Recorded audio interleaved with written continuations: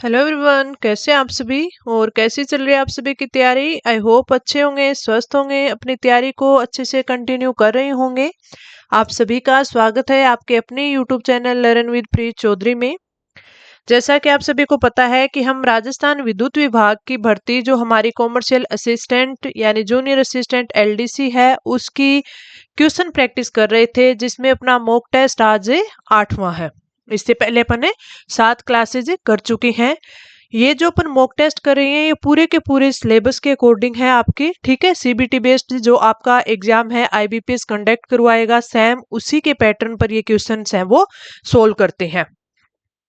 तो हूबहू आप ये मान के चलो कि इस प्रकार के ही क्वेश्चन आपके वहां पर मिलेंगे। तो चलिए आज की क्लास स्टार्ट करते हैं। और जैसा कि मैंने बताया पूरे सिलेबस के अकॉर्डिंग है अपने क्वेश्चन रहेंगे जीके। और जीके के अंदर Rajasthan, India, world, math, reasoning, Hindi, English सब कुछ, ठीक है। तो पहला क्वेश्चन देखो कि राजस्थान के किस प्रसिद्ध दुर्ग की वास्तुकला के मुख्य शिल्पी मंडन थे, जिन्होंने राजवल्लभ और रूपमंडन जैसे ग्रंथों की रचना भी की थी। तो ये किस आपके दुर्ग के मंडन थे? तो आपके राइट आंसर है वो आ जाएगा ऑप्शन है बी, कुंभलगढ़ दुर्ग।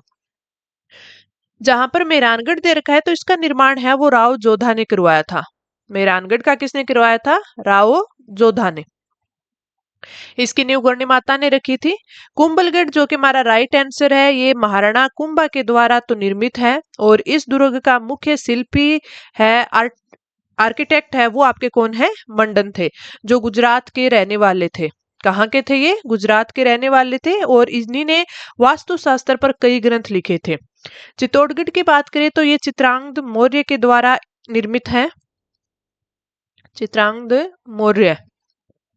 और गागरों जो दुर्ग है इसके बारे में आपने कई बार पढ़ा होगा कि सबसे अच्छा जल दुर्ग का उदाहरण है जो गागरों दुर्ग है, जो कि कहाँ पर पड़ता है? झालावाड़ में। रणथंभौर दुर्ग है वो सवाई माधोपुर में स्थित है और हमीरदेव चौहान के लिए प्रसिद्ध है। किसके लिए प्रसिद्ध है? हमीरदेव चौहान। तो हमारा राइट आंसर ऑप्शन है बी हो जाएगा। आगे बढ़े। 14 मई 1925 को हुए निमुचाना हत्याकांड के समय अलवर रियासत का शासक कौन था, जिसकी दमनात्मक नीतियों के कारण यह विद्रोह हुआ था? तो इसका जो राइट आंसर है वो तो आ जाएगा आपका ऑप्शन है फर्स्ट, महाराजा जय सिंह। महाराजा जय सिंह है वो निमुचाना जो किसान आंदोलन हुआ था, ठीक है। उस किसान आंदोलन के समय अलवर के शासक जय सिंह थे, उन्होंने जंगली सुअरों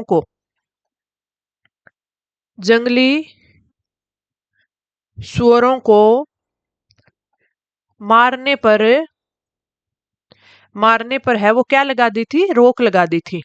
और लगान है वो कर दिया था, लगान है वो बढ़ा दिया था। तो इसलिए है ये जो आपका किसान आंदोलन है वो भड़का था और इसमें निमुचाना हत्याकांड हुआ था। तो कई बार ये डेट आपसे पूछ ली जाती है जो कि काफी इंपॉर्टेंट है, 14 मई 1925। इसके बारे में आप एक ये भी याद रखना कि जलियांवाला बाग से भी विभत्स, ठीक है, ये बात है वो किसने की कही थी इस के बारे में, निमुचाना हत्याकांड के बारे में? तो ये कही थी महात्मा गांधी जी ने। महात्मा गांधी जी ने। और ये कई बार पूछा जाता है तो याद रखना, जलियांवाला बाग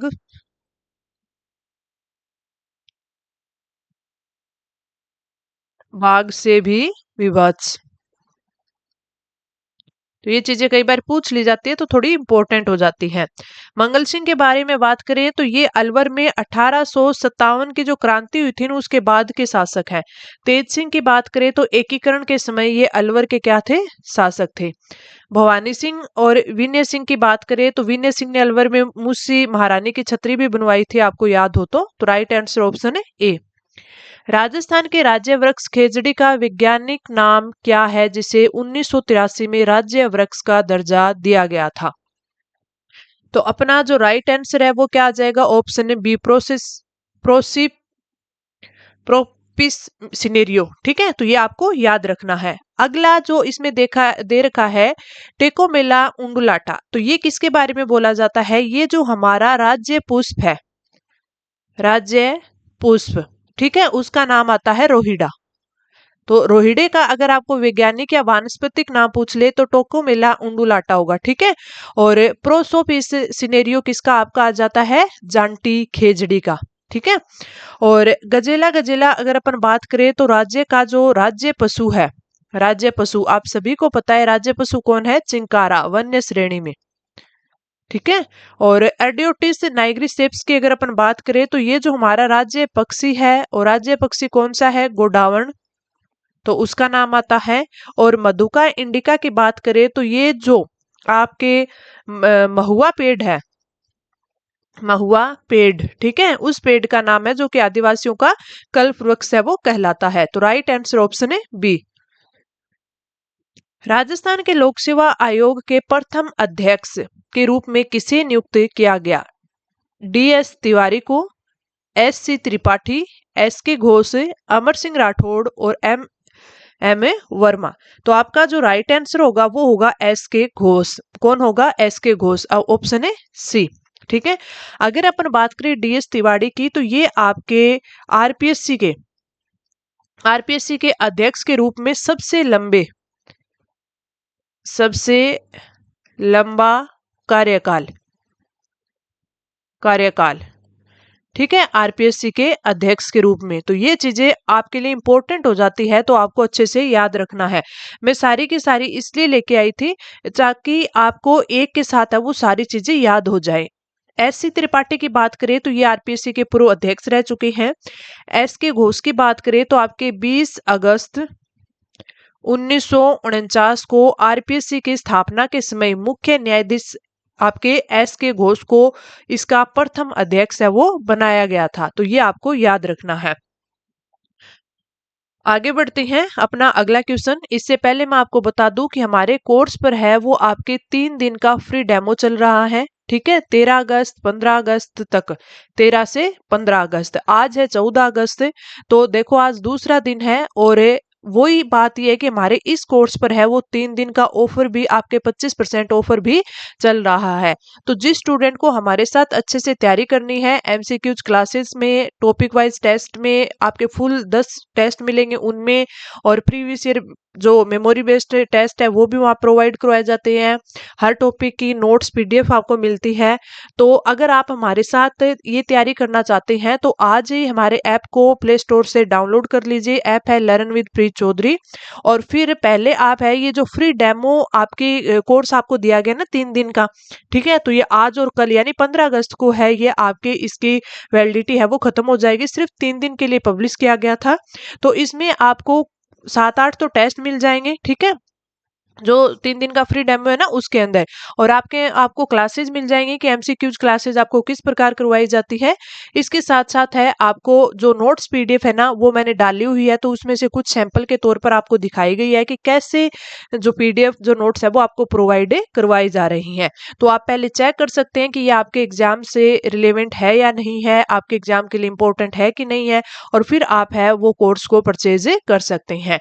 और ये ऑफर है सिर्फ आपके 15 अगस्त तक है। फिर बाद में आप नहीं बोलोगे कि मैं आप ऑफर लेके आओ, क्योंकि अब पीछे भी मैंने 2 ऑफर है वो बैक टू बैक दे दिए थे। अब अपने 15 अगस्त पर ऑफर है, तो आगे अब जल्दी से कोई ऑफर नहीं आएगा। तो आप पहले वो कहते हैं पहले इस्तेमाल कीजिए फिर विश्वास कीजिए। तो पहले आप चेक करिए कि कैसा है आपका कोर्स, फिर आप उसको इनरोल करिए।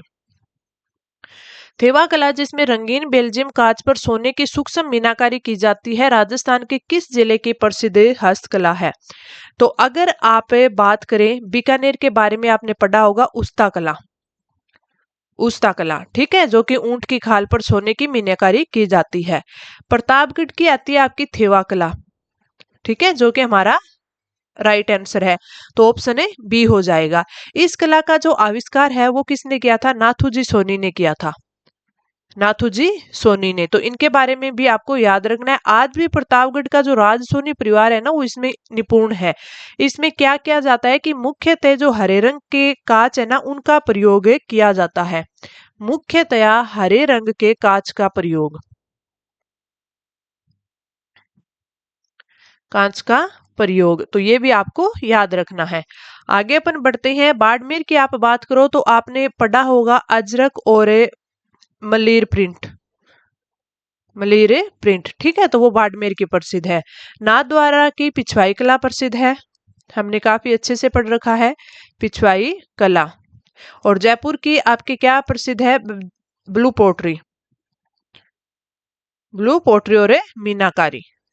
तो ये सारी चीजें हर एक आपके बारे में आपको पता होनी चाहिए। राइट आंसर ऑप्शन है बी। अगला क्वेश्चन है कि राजस्थान के किस अभयारण्य में मोचिया साइप्रस नामक नरम घास पाई जाती है जो काले हिरणों को पसंदीदा भोजन है? अब चाहे अपन को ये पता हो ना हो कि मोचिया साइप्रस नामक नरम घास कहाँ पाई जाती है, लेकिन अपन को ये पता है काले हिरणों के लिए आपके प्रसिद्ध अभयारण्य कौन सा है? तालछापर अभयारण्य। तो राइट आंसर आपका ऑप्शन है ए हो जाएगा। ये आपके कहाँ पर पड़ता है? ये आपके चुरू में पड़ता है। काले हिरणों और जो कुरंजा पक्षी है ना उनके लिए प्रसिद्ध है। यहाँ पर मोचिया घास है वो पाई जाती है, मोथिया बोल देते हैं, मोचिया बोल देते हैं, ठीक है। राष्ट्रीय मरु उद्यान की बात करें तो ये आपके कहाँ पर है? जैसलमेर में है, जहां पर है वो सेवण घास है वो पाई जाती है। सीता माता अभयारण्य की बात करें तो ये उड़न गिलहरियों के लिए प्रसिद्ध है, उड़न गिलहरियों के लिए प्रसिद्ध है। रणथंभौर राष्ट्रीय उद्यान है, ये बाघों यानी टाइगर के लिए प्रसिद्ध है, ठीक है। और केवलादेव घना पक्षी विहार की बात करें तो ये साइबेरियन जो क्रेन आती हैं, साइबेरियन क्रेन आते हैं। और यहाँ एक आपके घास है एंचा घास, एंचा घास जिसमें पक्षी उलझ कर है वो मर जाते हैं। तो ये इंपॉर्टेंट है, काफी बार है वो पूछी गई है। साइबेरियन क्रेन है वो केवलादेव घना पक्षी अभयारण्य में आते हैं, तो ये भी आप याद रखना। राइट आंसर ऑप्शन है ए हो जाएगा। भारतीय संविधान के किस भाग और अनुच्छेद में मूल कर्तव्यों का उल्लेख किया गया है जिन्हें सरदार स्वर्ण सिंह समिति की सिफारिश पर जोड़ा गया था? तो आप सभी को पता है कि आपका जो राइट आंसर है वो हो जाएगा ऑप्शन ए सी, ठीक है। भाग थर्ड की अगर अपन बात करते हैं तो भाग थर्ड आपके मौलिक अधिकारों से संबंधित है, मौलिक अधिकारों से, ठीक है। भाग फोर्थ की अगर आप बात करोगे तो ये आपके नीति निर्देशक तत्व है, नीति निर्देशक तत्वों से संबंधित है, यानी आपके डीपीएसपी से रिलेटेड है। और भाग फोर्थ ए की बात करेंगे तो ये हमारे 42वें संविधान संशोधन, संविधान संशोधन कब हुआ था? 1976 में जोड़े गए मूल कर्तव्यों से रिलेटेड है, जो कि हमारा इस क्वेश्चन का राइट आंसर है, ठीक है। तो मूल कर्तव्य इसी भाग में जोड़े गए थे। भाग सेकंड की बात करें तो ये नागरिकता से रिलेटेड है। और भाग 5 की बात करें तो ये आपके संघ यानी यूनियन से रिलेटेड है। तो आपका राइट आंसर ऑप्शन क्या हो जाएगा? सी। अपन को सारे अच्छे से याद करने हैं। क्वेश्चंस करने का मोटिव क्या होता है कि अपन उसमें दिए गए जितने भी ऑप्शंस होते हैं उनके बारे में अच्छे से पढ़े कि ये हमारा गलत क्यों हुआ, ये किससे रिलेटेड है। अगला है मुगल काल की प्रसिद्ध ऐतिहासिक पुस्तक हुमायूं नामा की रचना निम्नलिखित में से किसने की थी? तो अबुल फजल, गुलबदन बेगम, अब्दुल कादिर बंदायूनी, जहांगीर और फिजी। तो आपका राइट आंसर हो जाएगा ऑप्शन है बी। अबुल फजल की बात करें तो इसने अकबरनामा,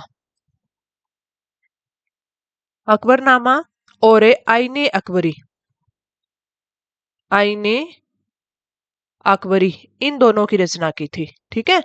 गुलबदन बेगम है ये बाबर की बेटी थी, बाबर की बेटी यानी कि हुमायूं की सौतेली बहन, हुमायूं की सौतेली बहन थी ये, ठीक है। और अकबर के अनुरोध पर उसने हुमायूंनामा लिखा था, तो ये भी आप याद रखना।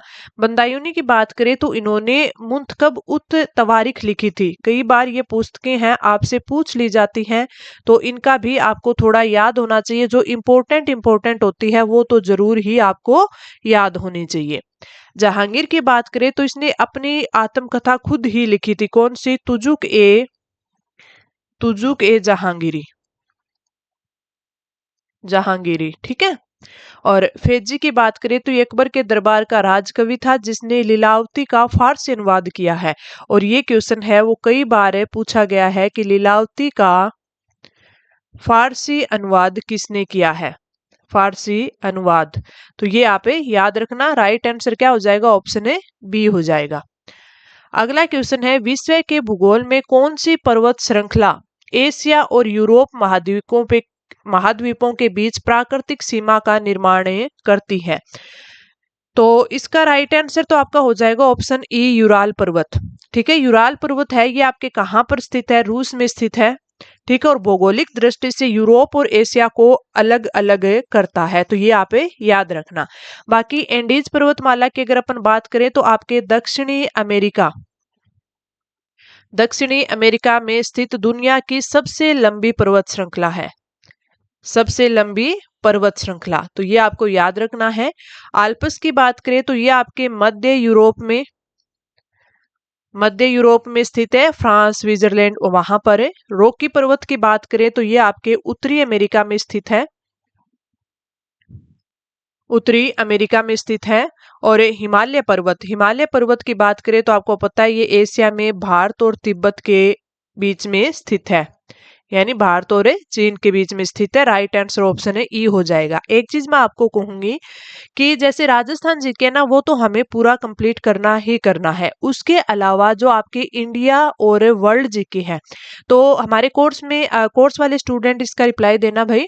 हमारे कोर्स में मैंने कल है वो इंडिया जीके, ठीक है, इसमें एंशिएंट हिस्ट्री, मिडाइवल, मॉडर्न जो हिस्ट्री है, ठीक है, उसके साथ साथ art and culture, static, books और ऑथर से रिलेटेड, स्पोर्ट्स से रिलेटेड जितने भी क्वेश्चन होते हैं ना, तो जो पीछे एनटीपीसी अभी 2025 में जितने क्वेश्चन आए गए थे ना, एनटीपीसी 2025, ठीक है, रेलवे के लिए जो एग्जाम है वो कंडक्ट होता है, उसमें जितने क्वेश्चन आए गए थे ना, सबकी मैंने पीडीएफ है डाली है अलग अलग सब्जेक्ट वाइज। ठीक है, और आज है उसकी मैं अलग अलग सब्जेक्ट वाइज है वो आपको टॉपिक टेस्ट है वो डाल दूंगी, मतलब सब्जेक्ट वाइज है वो टेस्ट डाल दूंगी। जैसे मिडाइवल का एक डाल दिया, ठीक है, एंशिएंट का एक डाल दिया, मॉडर्न का एक डाल दिया, मॉडर्न के शायद 2 बनाए हैं मैंने, कल्चर के भी 2 टेस्ट बनाए हैं, तो ऐसे डालूंगी। तो आप आज वो टेस्ट अटेम्प्ट करना, और वो जो पीडीएफ फॉर्मेट में जो मैंने क्वेश्चन आपको प्रोवाइड करवाए ना, तो वो क्योंकि वो सारे के सारे प्रीवियस ईयर पेपर है और ज्यादा पुराने भी नहीं है, एनटीपीसी 2025 में आए हुए हैं। आपने देखा होगा कि जो आपके ऑनलाइन सीबीटी एग्जाम होते हैं ना, उनमें स्टैटिक ज्यादा पूछते हैं। ठीक है, तो अपन इस एग्जाम के लिए है ऐसी ही तैयारी करेंगे जैसे मैंने आपको इंडिया ज्योग्राफी के ना 6-7 टॉपिक के नोट्स है वो प्रोवाइड करवा दिए, जैसे अभ्यारण्य हो गया, ठीक है, आप अववा तंत्र हो गया, जलप्रपात हो गए, बांध हो गए, तो इनसे क्वेश्चन बनते हैं तो वो मैंने करवा दिए। बाकी मैं स्टैटिक जीके के रूप में, या फिर आप ये मान के चलो जैसे मैंने हिस्ट्री के अलग अलग बताई हैं, वैसे ही ज्योग्राफी के भी मैंने आपको टेस्ट में क्वेश्चंस हैं वो आए हुए थे ना पीछे, वो भी प्रोवाइड करवाए हैं। तो मैं क्वेश्चंस पीडीएफ है वो आपको प्रोवाइड करवाने की सोच रही हूँ, और सारी की सारी कौन सी प्रीवियस ईयर की जो एनटीपीसी में आए, एसएससी में आए, आईबीपीएस ने भी जैसे कोई एग्जाम लिया है, जैसे पीछे आपके रिको का एग्जाम लिया था, वैसे तो आपके लिए वो हेल्पफुल है कि नहीं? ठीक है, ये मुझे रिप्लाई जरूर करना, चाहे आप यहाँ पर कमेंट बॉक्स में कर देना, चाहे ऐप में कर देना। ठीक है, और वो जो पीडीएफ्स हैं वो आपको कैसी लगी और आपको उनमें से कितने आते हैं, ये सबसे ज्यादा जरूरी है, तो भी आप पता लगा सकोगे आपको और कितनी अच्छे से तैयारी करनी है। भारतीय रिजर्व बैंक की स्थापना 1 अप्रैल 1935 को किस आयोग की सिफारिश के आधार पर की गई? हंटर कमीशन, मेकाले आयोग, Hilton young commission, Simon commission और कैबिनेट मिशन। अब देखो भी, मैंने यहाँ पर 5 ऑप्शन रखे, जैसे आईबीपीएस आपके रखता है, पांचों ऑप्शन में अलग अलग कमीशन वगैरह लेके आई हूँ। क्वेश्चन में तो एक ही पूछा है, जो हमारा राइट आंसर हो जाएगा आपके हिल्टन यानी यंग कमीशन। ठीक है, यंग हिल्टन कमीशन बोल दो या हिल्टन यंग कमीशन बोल दो, इसे रॉयल कमीशन भी बोला जाता है। ठीक है, लेकिन अपन बाकी के 4 भी तो याद करेंगे ना, यही तो होता है एमसीक्यूज प्रैक्टिस करने का फायदा। अब इसमें देखो 1926 में इस समिति ने आरबीआई के लिए सुझाव दिया था कि आरबीआई की स्थापना होनी चाहिए। ठीक है, हंटर कमीशन की बात करें तो कई बार पूछा जाता है, शिक्षा और जलियांवाला बाग हत्याकांड से संबंधित उनकी जो जांच थी, शिक्षा के लिए हंटर कमीशन और जलियांवाला बाग हत्याकांड की जांच के लिए भी एक कमीशन है वो बिठाई गई थी। मेकाले आयोग की बात करें तो मेकाले आयोग है वो भारत में अंग्रेजी शिक्षा और विधि आयोग से संबंधित है, विधि आयोग से संबंधित है। साइमन कमीशन की बात करें तो 1928 में संवैधानिक सुधारों की जांच के लिए आया था, तो ये भी आपको पता है। कैबिनेट मिशन है वो 1946 में भारत में संविधान सभा के निर्माण के लिए आया था। तो ये सारे के सारे आपको अच्छे से पता होना चाहिए, एग्जाम में कुछ कौन सा भी पूछा जा सकता है। निम्नलिखित में से भारतीय राज्य बांग्लादेश के साथ अपनी अंतर्राष्ट्रीय सीमा साझा नहीं करता है, कौन सा राज्य है जो साझा नहीं करता? तो मैं आपको बताऊं कि भारत की सबसे लंबी अंतर्राष्ट्रीय सीमा है ना, सबसे लंबी अंतर्राष्ट्रीय सीमा कितनी है? 4096.7 किलोमीटर। अपन 4096 ही याद रखते हैं, ठीक है। ये किसके साथ है? ये बांग्लादेश के साथ है, बांग्लादेश के, ठीक है। इसमें आपके अगर देखें तो आपके पश्चिम बंगाल, ठीक है, असम, मेघालय और त्रिपुरा, ठीक है, जो तीन तरफ से बांग्लादेश से घिरा हुआ है आपका त्रिपुरा, ये भी आप याद रख लेना।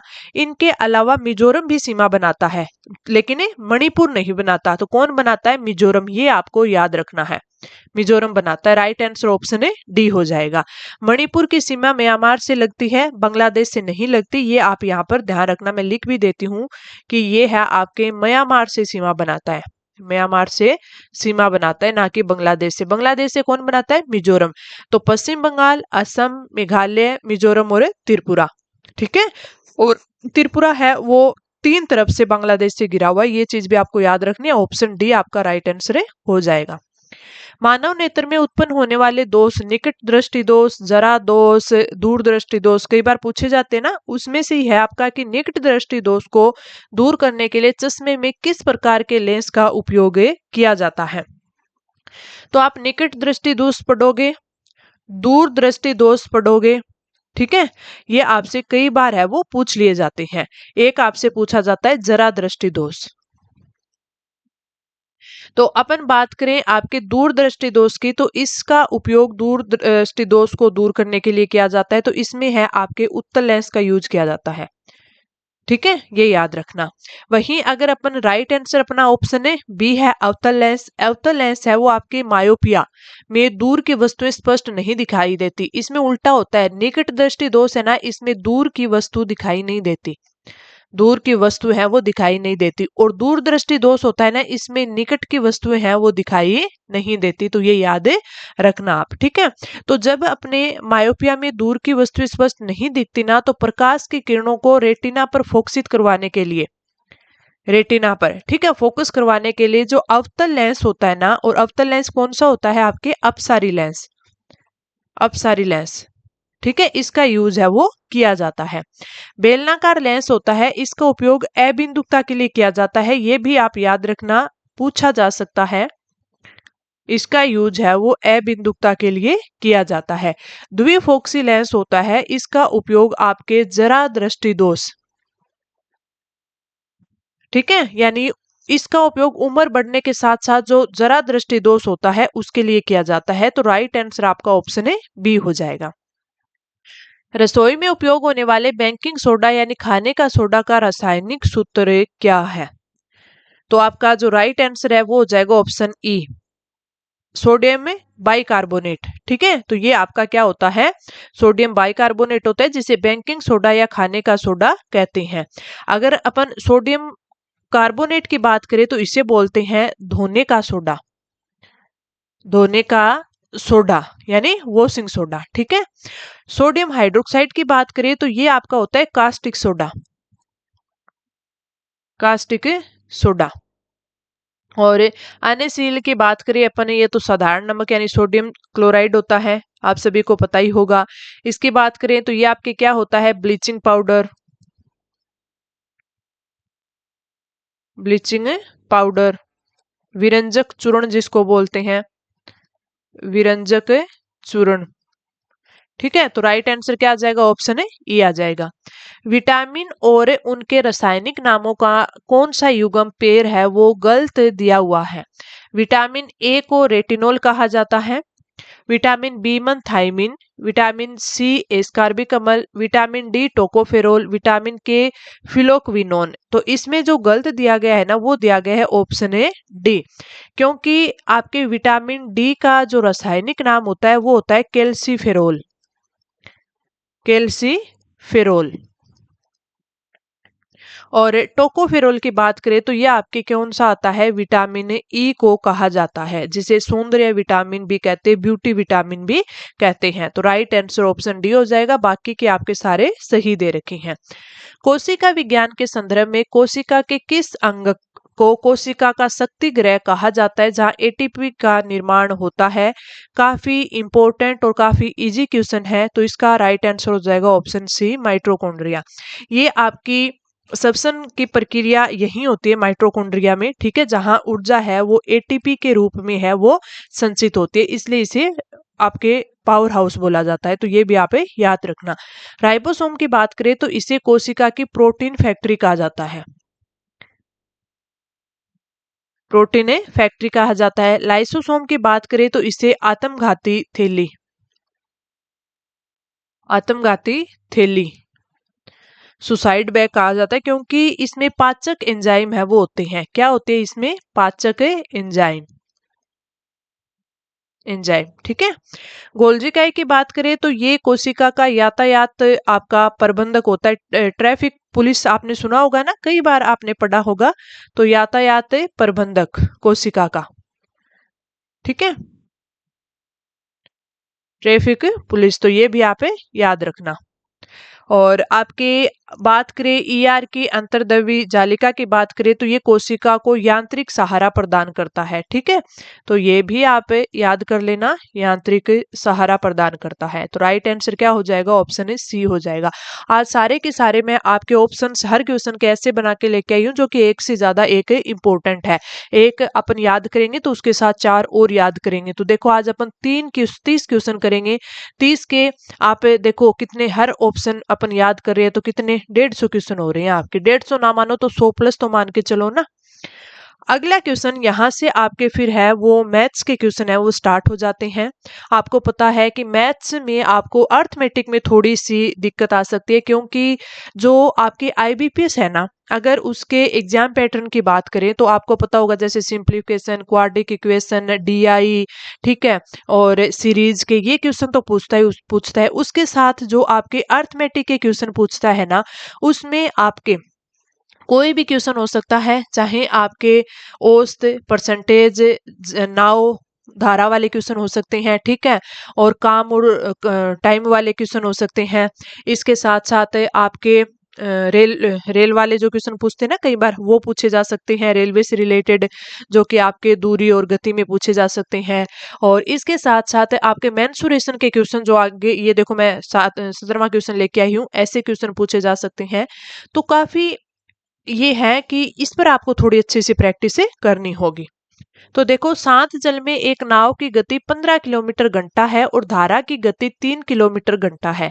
नाव को नदी एक स्थान तक धारा की दिशा में 36 किलोमीटर जाने और वापस उसी स्थान तक धारा के विपरीत आने में कुल कितना समय लगाए, अपन को टाइम पूछा है, ठीक है।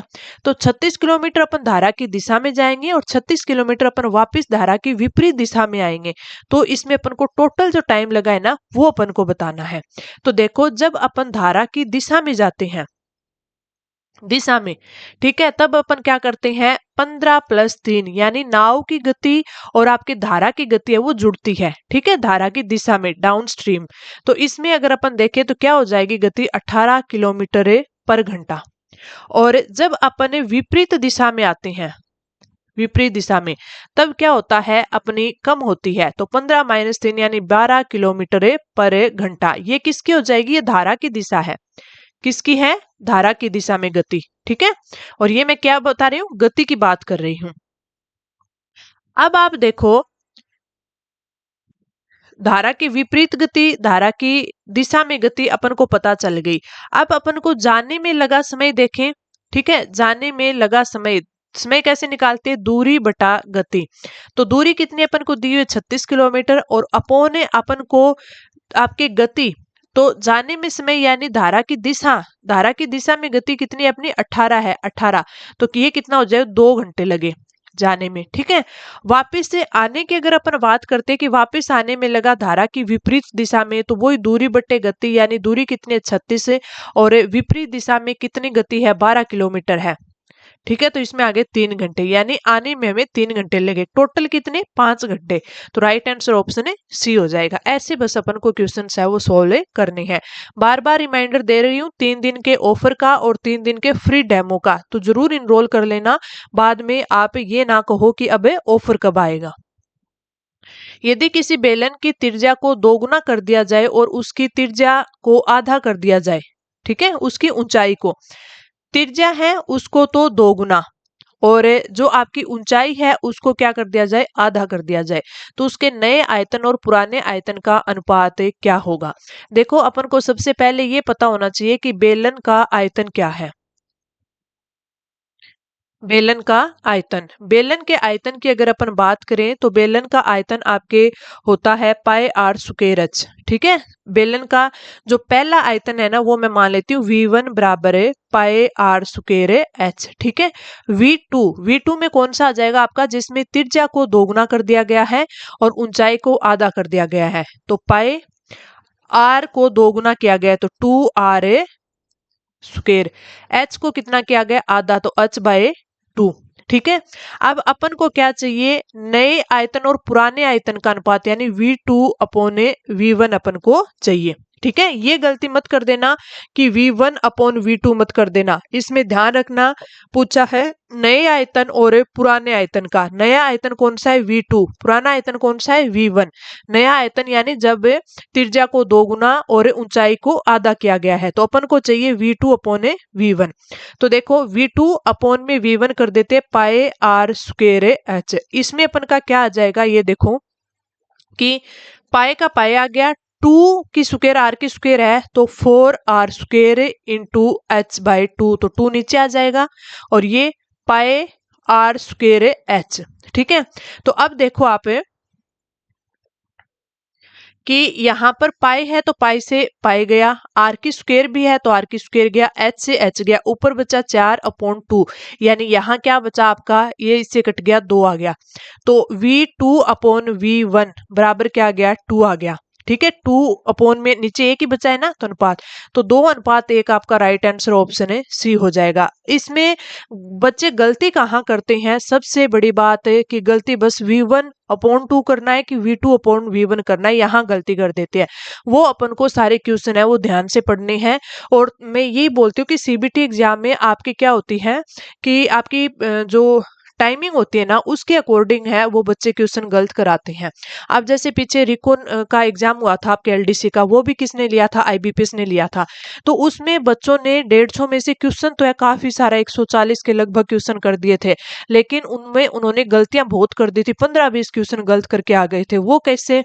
कि उन्होंने टाइमिंग के चक्कर में कि टाइम जा रहा है टाइम जा रहा है, हाँ ये तो हो रहा है ना ये हो रहा है करके ना क्वेश्चन कर दिए थे, लेकिन उन्होंने क्वेश्चंस पढ़ने में थोड़ी थोड़ी गलती कर दी थी, तो इजी क्वेश्चन थे वो भी उनके रह गए थे।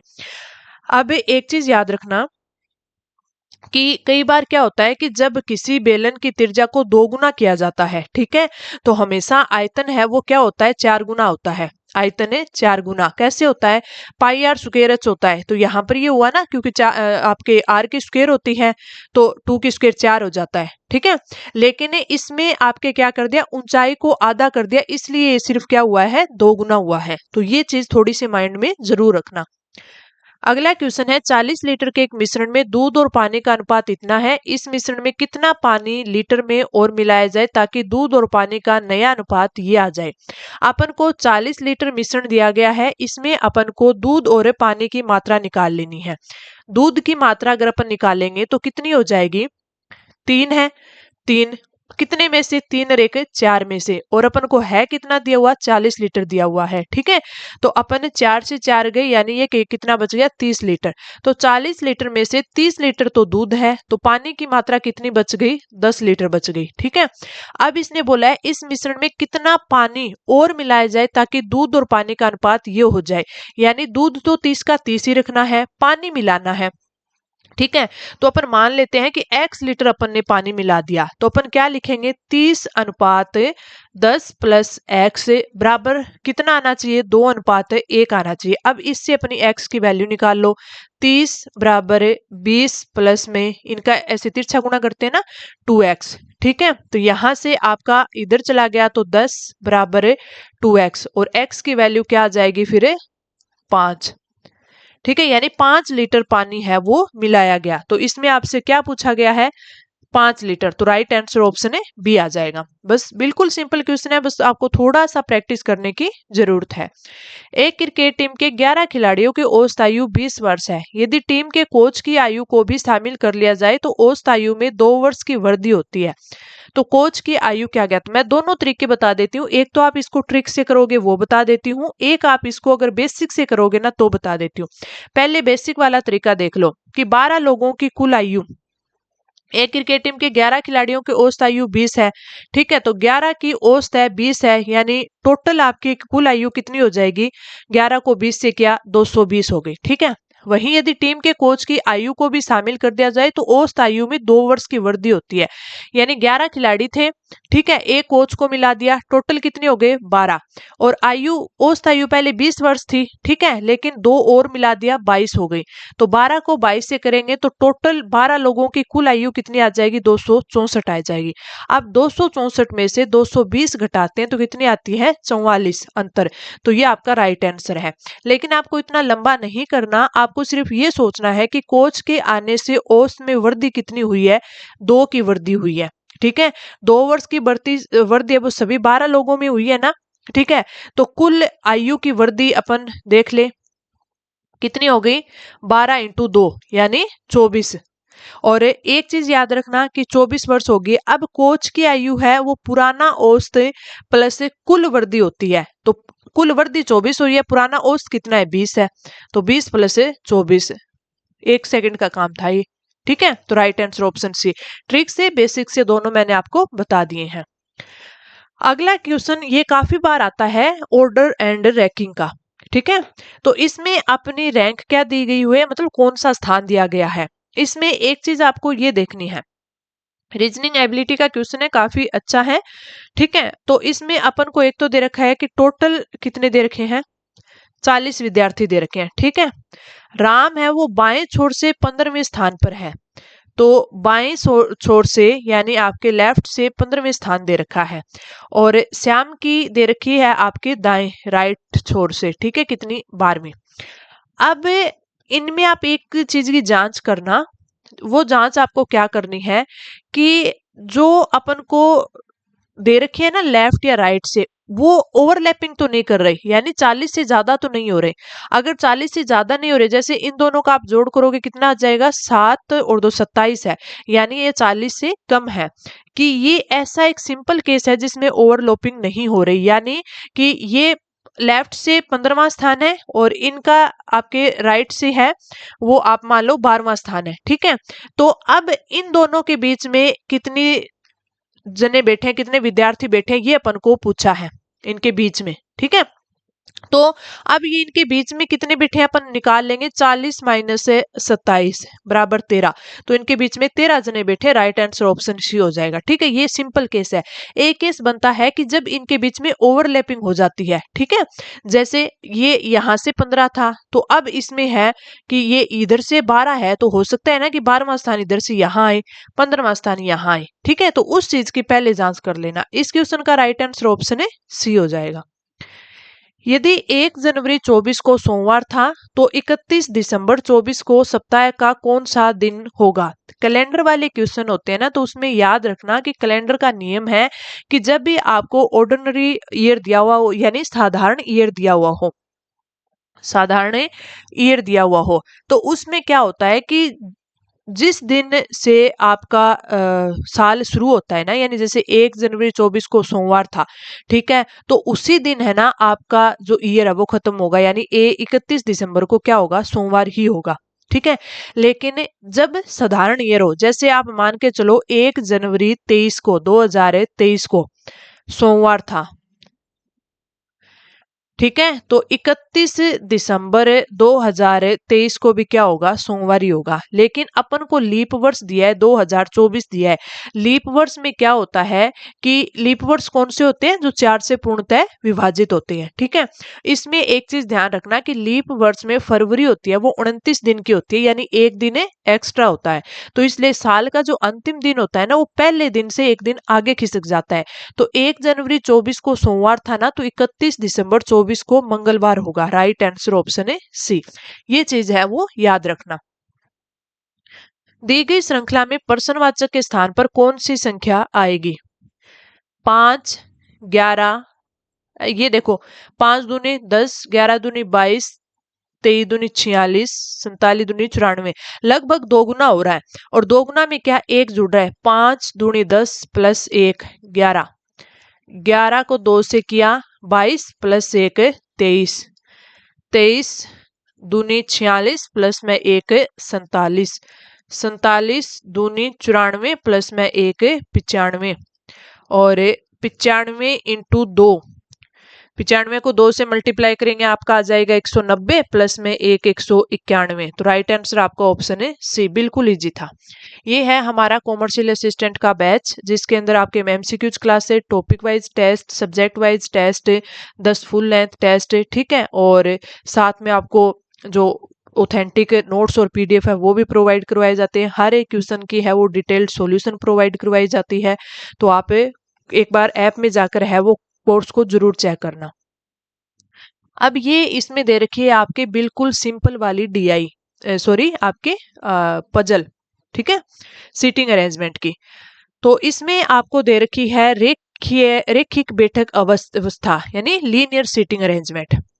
तो देखो भाई, आपकी लीनियर आ सकती है, रेखिक आ सकती है, आपकी वर्ताकार आ सकती है, आपके वर्गाकार आ सकती है, बॉक्स वाली आ सकती है ऊपर नीचे, ठीक है, डे पजल आ सकती है, मंथ पजल आ सकती है, कोई भी आ सकती है। उसमें आपके लगभग है वो दो से कम क्वेश्चन नहीं होंगे, 2 से 4 क्वेश्चन आपके मिले ही मिलेंगे। जैसे ये पजल है, अपन इसको सोल्व करते हैं। 5 मित्र है वो एक सीधी रेखा में उत्तर दिशा की ओर मुंह करके, यानी 5, एक जना, 2 जना, 3, 4 और 5, ये 5 जने बैठे, सबका उत्तर की ओर मुंह है, ठीक है। सी बिल्कुल मध्य में बैठा है, नहीं 2 इस साइड छोड़ दिए, 2 इस साइड, तो सी है वो यहां बैठा है, ठीक है। ए और ई दोनों अंतिम छोरों पर बैठे हैं, तो मान लीजिए ए यहां बैठा है, ई यहां बैठा है। हो सकता है ई यहां बैठे और ए यहां बैठे। हमेशा दो चीजें एक साथ लेके चलनी होती है, ताकि अगर नीचे वाली अपनी रेखीय व्यवस्था गलत हो जाए तो ऊपर वाली सही हो जाए, ठीक है। तो अपन देख सकते हैं कि आपके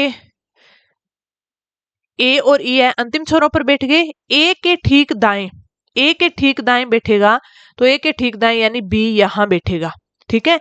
ए के ठीक दाएं यहां तो है ही नहीं, तो आपके ऊपर वाली जो रेखीय व्यवस्था थी ना, ये नहीं बन सकती, नीचे वाली बनेगी। ई के ठीक बाएं कौन बैठा है? अब देखो ए बी सी, तो यहां पर फिर एक बच गया, डी बच गया, वही आएगा ना।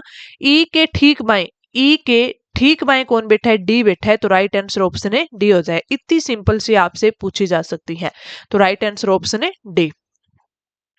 वह व्यक्ति जिसका कोई शत्रु न जन्मा हो के लिए स्टिक एक शब्द कौन सा है? ये अपन को देखना है।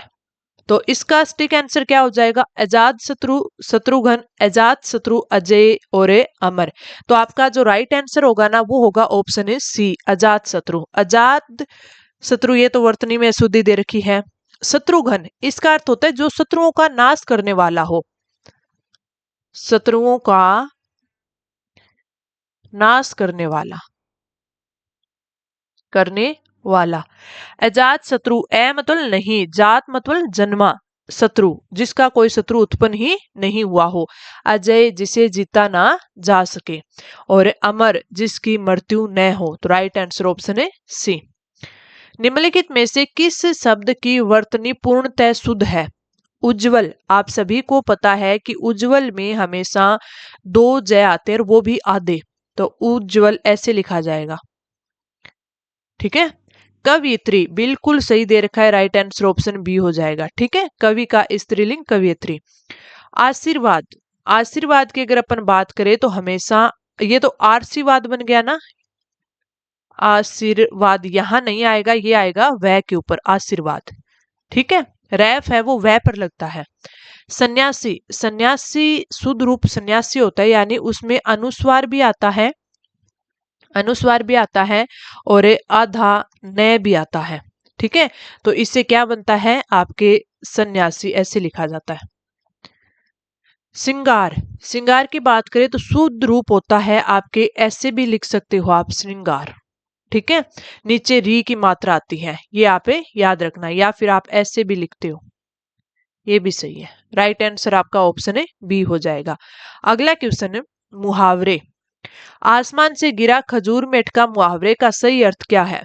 एक विपत्ति से छूटकर दूसरी विपत्ति में फंसना। राइट आंसर ऑप्शन है सी। जब कोई व्यक्ति एक समस्या, ठीक है, यानी आसमान से गिरना से निकलता है तो तुरंत दूसरी मुसीबत यानी खजूर में अटकना में फंस जाता है, तब इस मुहावरे का स्टिक प्रयोग होता है। ठीक है, तो राइट आंसर ऑप्शन सी। ये हमारी इसी कोर्स की सिर्फ टेस्ट सीरीज है। जो स्टूडेंट ओनली टेस्ट सीरीज लेना चाहता है तो वो इसको इनरोल कर लेना, क्योंकि कई स्टूडेंट हैं जिनका सिलेबस है वो पहले से कंप्लीट है, या फिर तो उन्होंने पहले बैंकिंग कर रखी है तो उनका math, reasoning, Hindi, English complete है, सिर्फ उनको जीके की प्रिपरेशन करनी है, या जिसने RSSB RPSC की तैयारी की है तो उसकी जीके की अच्छी है, मैथ, रीजनिंग, हिंदी उसकी तो सारी चीजें अच्छी है, क्योंकि अभी महिला सुपरवाइजर LDC दिया है, सिलेबस है वो बिल्कुल सेम है। कृत्रिम शब्द का सर्वाधिक उपयुक्त विलोम शब्द कौन सा होता है? कृत्रिम, कृत्रिम का होता है नैसर्गिक। ठीक है, कृत्रिम का अर्थ होता है इंसान द्वारा बनाया गया यानी आर्टिफिशियल, और इसका स्टिक विलोम देखें तो वो आपके होता है प्राकृतिक या नैसर्गिक। ठीक है, जिसका अर्थ होता है नेचर द्वारा निर्मित। ठीक है, तो अपना राइट आंसर क्या हो जाएगा? ऑप्शन है सी। अगला देखो, अपन के इंग्लिश के क्वेश्चन दिए गए, जिसमें पहला क्वेश्चन है आपको वन वर्ड का दिया गया है, वन वर्ड सब्स्टिट्यूशन, अनेक शब्दों के लिए एक शब्द। ठीक है, इसमें दिया गया है कि a person who does not believe in the existence of a god, वह व्यक्ति जो ईश्वर के अस्तित्व में विश्वास नहीं करता, कौन हो सकता है? थियस्ट, एथिस्ट और एग्नोस्टिक, एल्ट्रुइस्ट, एसेटिक। इसमें पहले अपन को पांचों का पता होगा ना, तब अपन को राइट आंसर कर देंगे। इसका राइट आंसर का तो आपको पता होगा, लेकिन अपन को मीनिंग है वो पांचों का देखना है। थियस्ट, थियस्ट की बात करें तो ये होता है आपके आस्तिक। ठीक है, जो भगवान में विश्वास करता हो। राइट आंसर अपना है ऑप्शन है बी, एथिस्ट यानी नास्तिक, जो भगवान में विश्वास नहीं करता।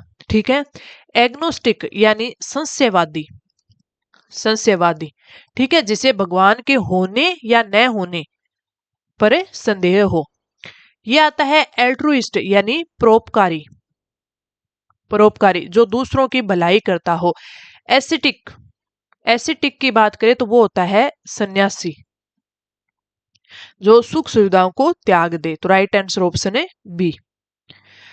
अगला जो अपना क्वेश्चन है एक्टिव पैसिव वॉइस का क्वेश्चन है। Select the correct passive form of the given sentence. अपन को दिया गया कि the carpenter is building the desk. इसमें देखो आपको जो पैसिव दिया गया है यानी आपको बनाना है, तो आप याद रखना कि जो आपको प्रेजेंट कंटिन्यूअस का ये वाक्य दिया हुआ है जिसमें आपके इज, ठीक है, वर्ब और ING लगा है, तो जब आपके पैसिव वॉइस बनाओगे ना तो आपके जो इज, एम, आर होते हैं इनके साथ आपके क्या लगती है? बीइंग, और प्लस में वर्ब की थर्ड फॉर्म है वो लगती है, तो इसमें लगा लो। फिर आपके इज की जगह है वो आपके क्या आ जाएगा? इज आपको दिया गया है ना, तो इज आ जाएगा। ठीक है, इसके साथ में बीइंग आ जाएगा, और आपके वर्ब की जो आपके फर्स्ट फॉर्म दी गई हुआ है बिल्ड दी हुई है। ठीक है, तो इस बिल्ड का क्या बन जाएगा? बिल्ट बन जाएगा, BUILT, बिल्ट। ठीक है, तो आपका इज बीइंग बिल्ट किस में है आपके? ये नहीं है, इज बिल्ड नहीं होगा। वाज दे दिया नहीं, ये पास्ट टेंस हो गया। Is being built by the, ये बिल्कुल सही है, तो राइट आंसर ऑप्शन है डी हो जाएगा। ऐसे अपन को क्वेश्चंस देखने हैं। एक क्वेश्चन है वो जो IBPS है वो अपना पैटर्न एग्जाम में रखती है, आपके क्या स्पेलिंग करेक्ट का क्वेश्चन है वो आपसे पूछती है। ठीक है, find the correctly spelled word.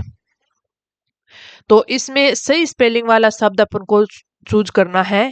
Accommodation, accommodation ये तो सेम ही हो गया। इसमें आप याद रखना एकोमोडेशन जिसका अर्थ क्या होता है, आवास, ठीक है, या फिर ठहरने का स्थान, ठहरने का स्थान, ठीक है। इसके अंदर आपके सी भी 2 बार आता है और एम भी 2 बार आता है, तो राइट आंसर आपका ऑप्शन है सी हो जाएगा, ठीक है। एकोमोडेशन होता है उसमें सी भी 2 बार आता है, एम भी 2 बार आता है, तो राइट आंसर आपका क्या हो जाएगा, ऑप्शन है सी। तो ये वेरी इंपॉर्टेंट अपने 30 क्वेश्चन किए हैं आज की क्लास के। आज की क्लास आपको कैसे लगी कमेंट करके जरूर बताना। अगर आपको क्लास मेरी मेहनत अच्छी लगती है तो क्लास को लाइक किया करो, क्लास को हाइप किया करो, ठीक है, और एक अच्छा सा फीडबैक भी दिया करो। इस क्लास की जो पीडीएफ है वो आपको टेलीग्राम चैनल पे प्रोवाइड करवाई जाती है ताकि आप बाद में उसका रिवीजन भी कर पाओ, ठीक है। तो अब अपन अगले मॉक टेस्ट आपके 9 नंबर पर मिलते हैं।